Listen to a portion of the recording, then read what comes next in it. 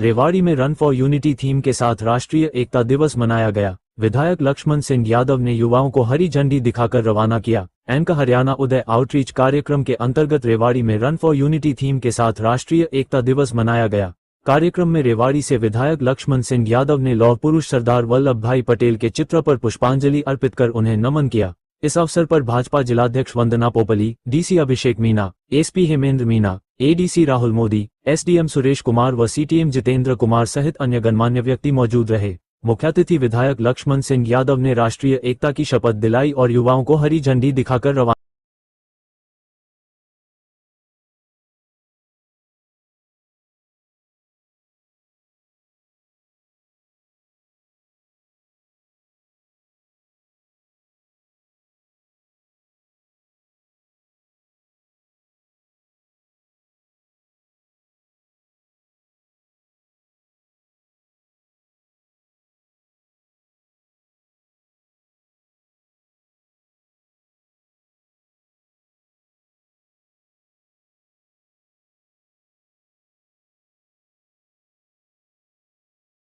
प्रदर्शन आप करेंगे उसी उत्साह के साथ, उस भावना के साथ, उस देशभक्ति के साथ जिन्होंने आज के दिन सरदार वल्लभ भाई पटेल ने खंड खंड भारत को अखंड करने का काम किया, 562 विरासतों को एक करने का काम किया।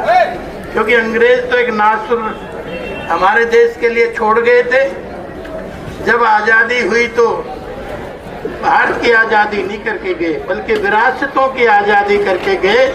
अब सामने देश के सामने एक महत्वपूर्ण सवाल था कि इनको खंड खंड भारत को एकता के सूत्र में कैसे बांधा जाए।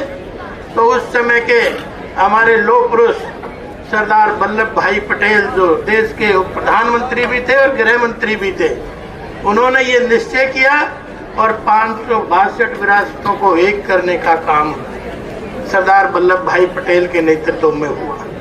और ठीक इसी तरह से जब अंग्रेजों ने इस देश के टुकड़े करने चाहे तो भी, क्योंकि जहां अंग्रेजों से आज़ादी दिलाने का काम सरदार वल्लभ भाई पटेल ने स्वतंत्रता आंदोलन में अपना पूर्ण सहयोग, पूर्ण समर्थन दिया, उसी के साथ चाहे कोई सी भी लड़ाई उस समय की रही हो, चाहे कृषि आंदोलनों की रही हो, तो उनको भी न्याय दिलाने का काम सरदार वल्लभ भाई पटेल ने किया।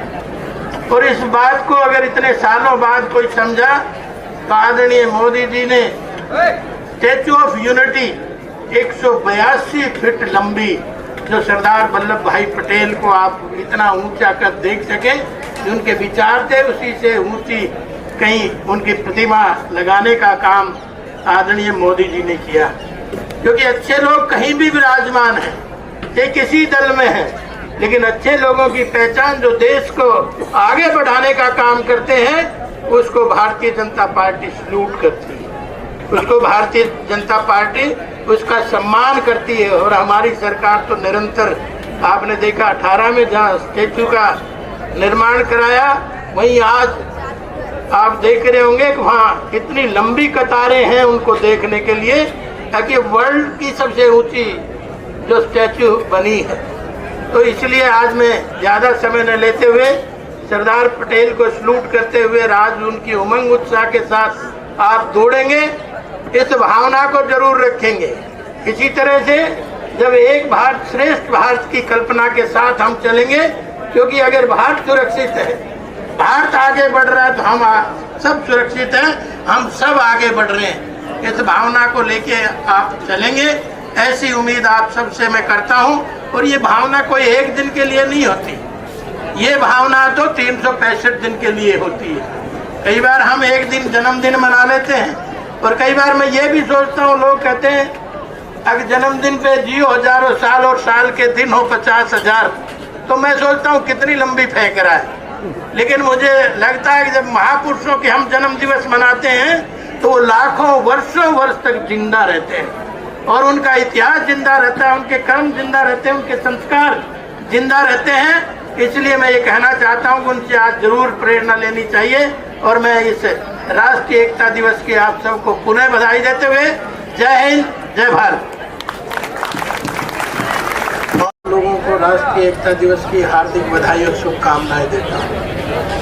आज इस भव्य दिव्य कार्यक्रम में उपस्थित हमारे जिला के उपायुक्त महोदय अभिषेक मीणा जी, हमारे एसपी साहब हेमेंद्र मीणा जी, हमारे जिला के अध्यक्ष वंदना पोपली जी, जिले के महामंत्री भाई